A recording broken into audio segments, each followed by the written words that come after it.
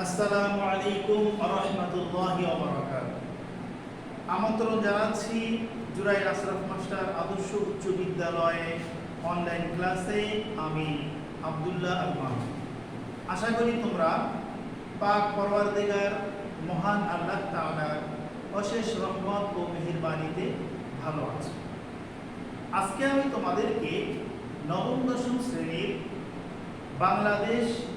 বাংলাদেশের ইতিহাস ও বিশ্ব সভ্যতা বিষয়ে ইংরেজ শাসনামলে বাংলায় প্রতিরোধ, নবজাগরণ ও সংস্কার আন্দোলন এই প্রসঙ্গে আলোচনা করব। তাহলে চলো বন্ধুরা, আমরা দেরি না করে আমাদের মূল আলোচনায় চলে যাই। আমাদের এই বাংলাদেশের ইতিহাস ও বিশ্ব সভ্যতা এই সাবজেক্টের নবম অধ্যায়ে ছিল যে ইংরেজ শাসনামলে বাংলায় প্রতিরোধ, নবজাগরণ ও সংস্কার আন্দোলন। এর মধ্যে প্রতিরোধ আন্দোলন যে এই প্রসঙ্গে আমরা আলোচনা করছিলাম। প্রতিরোধ আন্দোলনের প্রথম দিন ছিল যেটি ফকির সন্ন্যাসী আন্দোলন। এই ফকির সন্ন্যাসী আন্দোলন নিয়ে ইতিপূর্বে আমরা আলোচনা করেছি। আজকে আমরা তিতুমিরের সংগ্রাম নিয়ে আলোচনা করব। তাহলে চলো প্রথমে তিতুমিরের পরিচয় দেওয়া যাক। তিতুমিরের আসল নাম হচ্ছে মীর নিসার আলী ওরফে তিতুমির।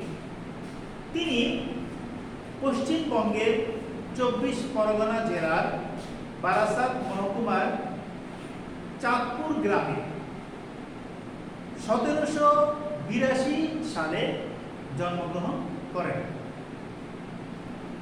উত্তর ভারত, উত্তর পশ্চিম সীমান্ত প্রদেশে যখন ওয়াহাবি আন্দোলনের জোয়ার চলছিল, তখন এই পশ্চিমবঙ্গের বারাসাত অঞ্চলে তিতুমিরের নেতৃত্বে এই আন্দোলন প্রচণ্ড রূপ ধারণ করে।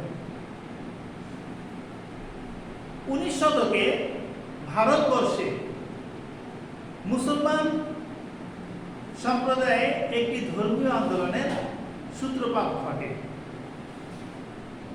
বাংলায় এর দুইটি ধারা প্রবহমান ছিল। একটি হচ্ছে ওয়াহাবি বা মুহাম্মদী আন্দোলন, আর অপরটি হচ্ছে ফরায়েজি আন্দোলন। অবশ্য এই উভয় আন্দোলনেরই মূল উদ্দেশ্য এক ও অভিন্ন। সেটি হচ্ছে যে মুসলমানদেরকে ধর্মীয়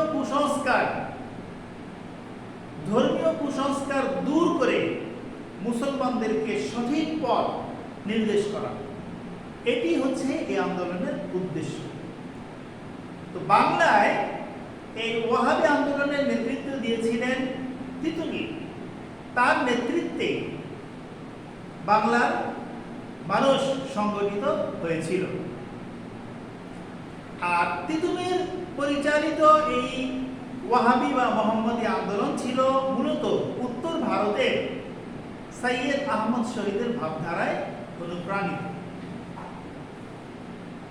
তিতুমির, এবার আমরা বলবো যে তিতুমির কিভাবে তার এই আন্দোলন অর্থাৎ ধর্মীয় সংস্কার আন্দোলনে নিজেকে নিয়োগ করেন সে বিষয়ে একটু আলোচনা করি। তিতুমির হজ করার জন্য মক্কা শরীফ যান। সেখান থেকে তিনি 1827 সালে দেশে ফিরে আসেন এবং ধর্ম সংস্কার আন্দোলনে আত্মনিয়োগ করেন।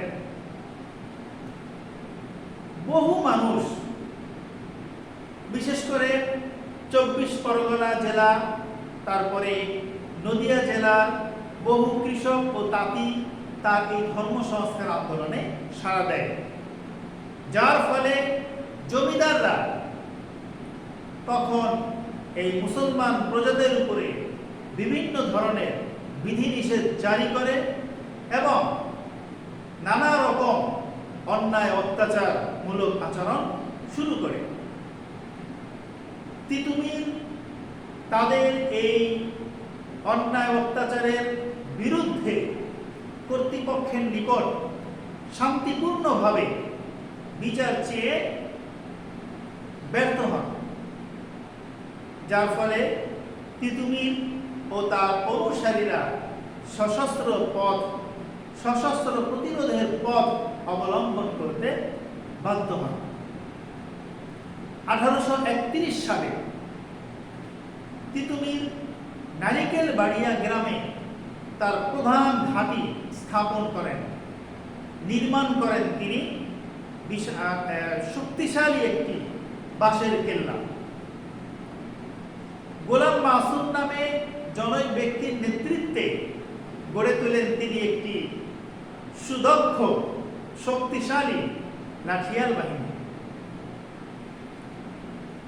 ইংরেজ নীলকর জমিদারদের দ্বারা নির্যাতিত নিপীড়িত কৃষকরা যখন দলে দলে তিতুমিরের বাহিনীতে যোগ দিতে লাগলো এবং তিতুমিরের শক্তি ধীরে ধীরে বৃদ্ধি পেতে লাগলো, এই দৃশ্য দেখে তারা শঙ্কিত হয়ে পড়ে।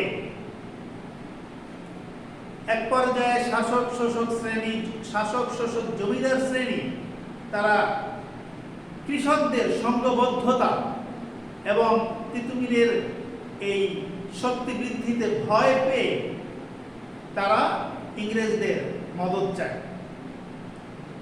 ফলে 1831 সালে ব্রিটিশ সরকার একটি সুশিক্ষিত সেনাবাহিনী দল তিতুমিরের বিরুদ্ধে লড়াইয়ের জন্য প্রেরণ করেন।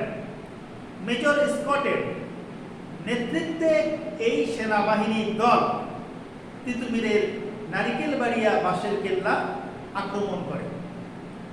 ইংরেজদের কামান বন্দুকের সামনে বীরের মতো লড়াই করে তিতুমির বাহিনী পরাজিত হয়।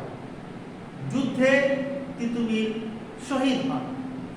ইংরেজদের গোলা বারুদের আঘাতে তিতুমিরের বাঁশের কেল্লা উড়ে যায়। আর এভাবেই পরিসমাপ্তি ঘটে একটি সুসংগঠিত কৃষক আন্দোলনের। তিতুমির ধর্মীয় সংস্কার আন্দোলনের মধ্য দিয়ে একটি ব্যাপক কৃষক আন্দোলন গড়ে তুলতে সক্ষম হয়েছিলেন। মূলত এই যে ইংরেজদের কামান বন্দুক, তারপর নীলকর, এমনিভাবে জমিদারদের ঐক্যবদ্ধ আক্রমণের সামনে তিতুমিরের সামান্য বাঁশের কেল্লা, এটা ছিল তার দুঃসাহস ও দেশপ্রেমের প্রতীক, যা যুগে যুগে বাঙালিকে অন্যায়ের বিরুদ্ধে সাহস জুগিয়েছে, প্রেরণা জুগিয়েছে স্বাধীনতার পথে এগিয়ে যেতে। শিক্ষার্থী বন্ধুরা, তোমাদেরকে একটি কথা বলে রাখি যে ইস্ট ইন্ডিয়া কোম্পানির বিরুদ্ধে একজন বাঙালি হিসেবে প্রথম সশস্ত্র প্রতিবাদ করে শহীদ হন এই তিতুমির। আমি আবার বলছি যে ইস্ট ইন্ডিয়া কোম্পানির বিরুদ্ধে একজন বাঙালি হিসেবে প্রথম সশস্ত্র আন্দোলন করে শহীদ হন এই তিতুমির, মীর নিসার আলী ওরফে তিতুমির। তাহলে এই ছিল তিতুমির সংগ্রামের মোটামুটি সংক্ষিপ্ত একটি আলোচনা। তোমরা আলোচনাটি শুরু থেকে শেষ পর্যন্ত দেখবে, আর তোমাদের কোনো প্রশ্ন থেকে থাকলে ইনবক্সে জানাবে। এই মহামারী, ডেঙ্গু মহামারী, করোনা মহামারীতে তোমরা বেশি বেশি আল্লাহ তাআলার কাছে পানাহ চাইবে, নামাজ পড়বে ঠিক মতো, পড়াশোনায় কখনো অলসতা উদাসীনতা দেখাবে না। আল্লাহ তাআলা তোমাদের ভালো রাখুন, সুস্থ রাখুন, আমিন। আসসালামু আলাইকুম ওয়া রাহমাতুল্লাহি ওয়া বারাকাতুহু।